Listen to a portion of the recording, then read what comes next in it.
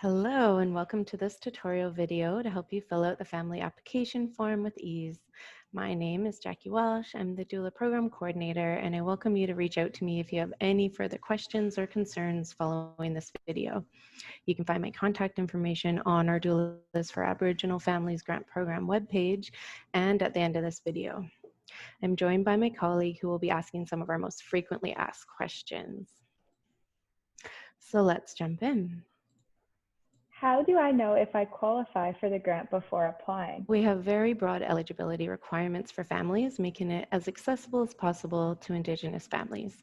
To qualify for the grant, applicants must be of Indigenous descent, First Nation status or non-status, Métis and or Inuit. This can be either the birthing person or their partner, if applicable. So essentially, baby must be of Indigenous descent.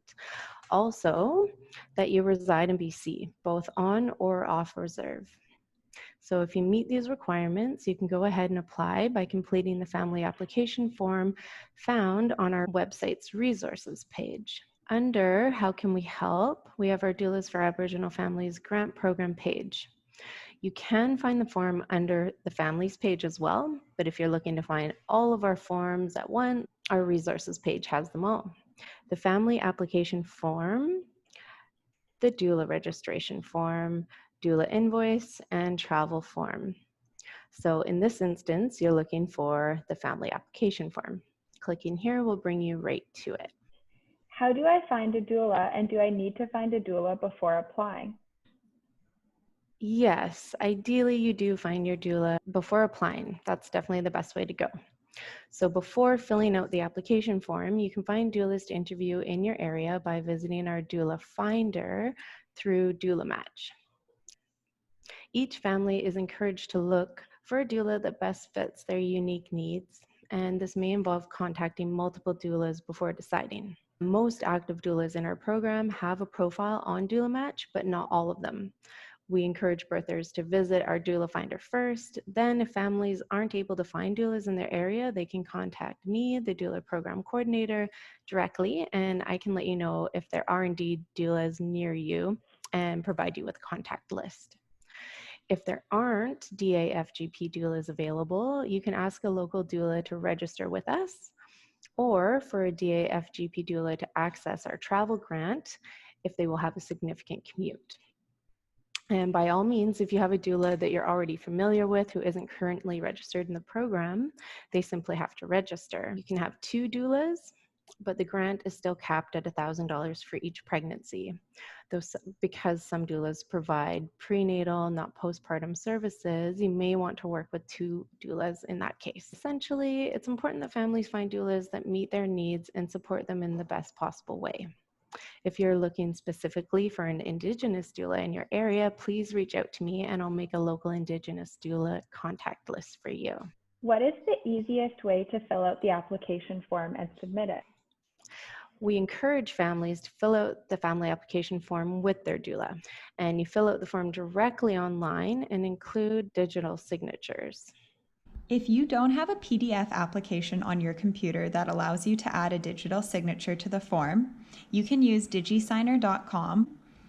Once you've filled out the form in its entirety and saved a copy to your computer, you can go to the website, upload the form, and scroll through. There's a few options to add digital signatures directly onto the form.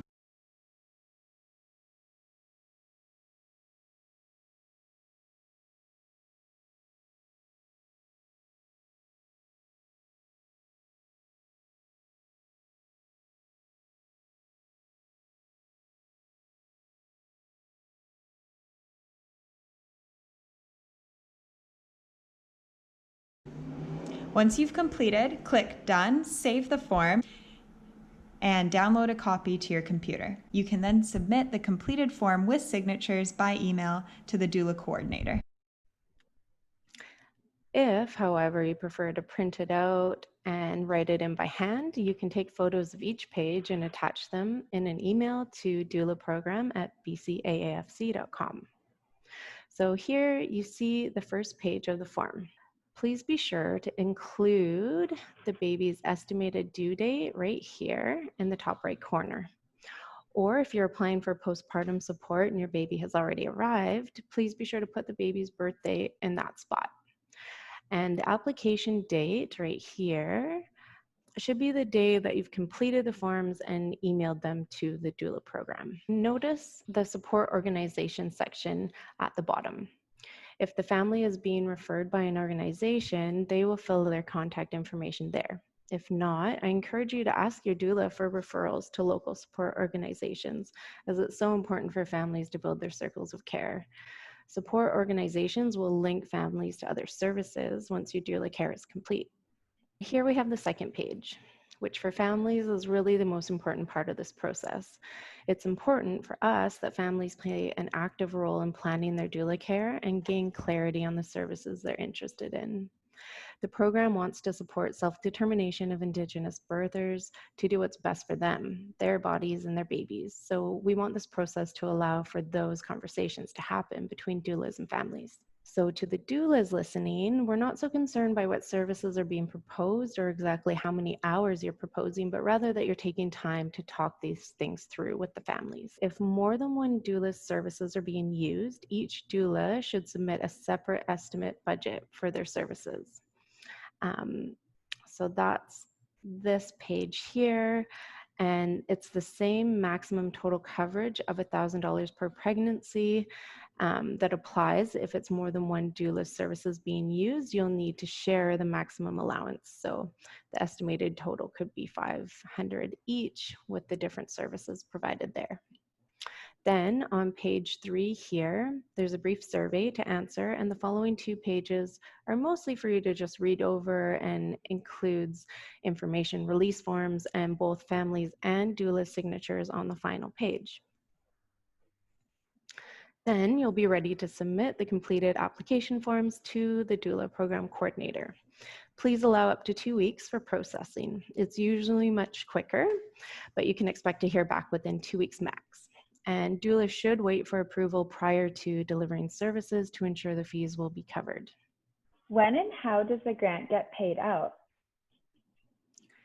So we ask that within 2 weeks of completing services, doulas submit a birth story summary and a DAFGP invoice seen here. Not your own invoice, but the DAFGP invoice. We are flexible with this invoice date, but we don't want doulas submitting an invoice from services with clients from, say, 6 months ago or a year ago. So the sooner the better.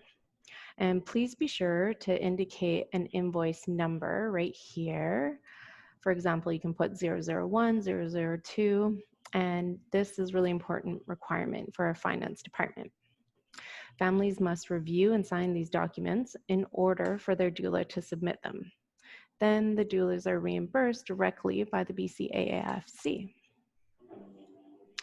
So unless a family has requested services exceeding the $1,000 maximum, families should not be required to make any financial payments for the approved doula services. Any amount exceeding $1,000 will not be reimbursed and must be discussed with the client prior. We include a section on the birth story to be completed by the doula as well, to help demonstrate the importance of the program. If the invoice is solely for postpartum support, please highlight what supports you offered that were most helpful to the family and how you saw them benefit from these supports. We love a good story.